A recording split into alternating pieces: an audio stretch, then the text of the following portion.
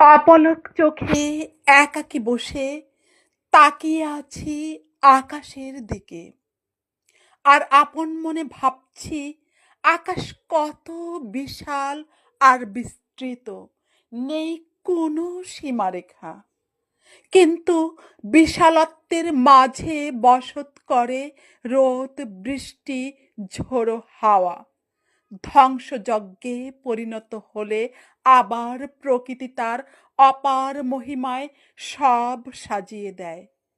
আমার সব দোষ ত্রুটি, রাগ, ক্রোধ তুমি নিয়ে নাও। আমি অকলুষ হয়ে বাঁচতে চাই। সব দুঃখ, কষ্ট, বেদনা আমি তোমাকে দেব উপহার। নেবে তুমি আমার দুঃখগুলো?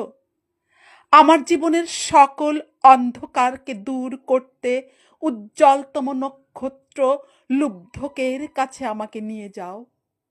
নক্ষত্রপুঞ্জকে আমার সাথী করে দাও। উল্কার মতো দাও গতি। সীমাবদ্ধতায় বাঁচতে গিয়ে ক্লান্ত আমি।